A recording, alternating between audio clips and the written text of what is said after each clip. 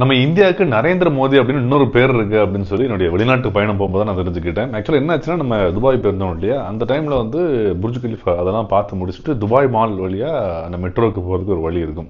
அங்கே பார்த்தீங்கன்னா அந்த கடை பஜார்லாம் நிறைய இருக்கும், சின்ன சின்ன கடைகள், ஐஸ்கிரீம் ஷாப்பு, பெர்ஃப்யூம் ஷாப் அதெல்லாம் இருக்கும். அடுத்து ஒரு பெர்ஃப்யூம் கடையிலேருந்து அந்த சாம்பிளோட ஒருத்தர் வந்தாப்புல, அந்த அரபு ட்ரெஸ்ஸை போட்டிருந்தாப்புல, ஒரு மாதிரி ஃபுல்லாக இருக்கும் இல்லையா, அந்த ஒரு மாதிரி கவுன் மாதிரி அந்த ட்ரெஸ்ஸை போட்டு நரேந்திர மோடி நரேந்திர மோடி அப்படின்னு கேட்டாப்புல, நான் என்னடா நரேந்திர மோடி என்னைய பற்றி இப்படி கேட்குறாங்க மாதிரி நான் பார்க்குறேன். No no no you're from Narendra Modi அப்படின்னா. அப்புறம் தான் எனக்கு ரியலைஸ் ஆச்சு, ஓகே நம்ம இந்தியாவை தான் வந்து நரேந்திர மோடி அப்படின்னு சொல்லி ஒரு ரெஃபர் பண்ணுறாரு போல அப்படின்னு சொல்லிட்டு எனக்கு அது செம வியர்டாக பயங்கர ஒரு ஆச்சரியமாக இருந்தது.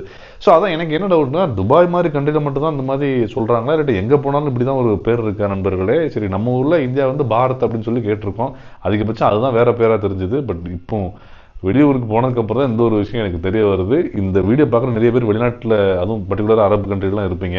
இந்த மாதிரி எத்தனை நாளாக அழைக்கிறாங்க, இதுதான் நிறைய இடத்துல இப்படி அழைக்கப்படுதா அப்படிங்கிறத கமெண்ட் செக்ஷனில் சொல்லுங்கள், தெரிஞ்சுப்போம், சந்திப்போம்.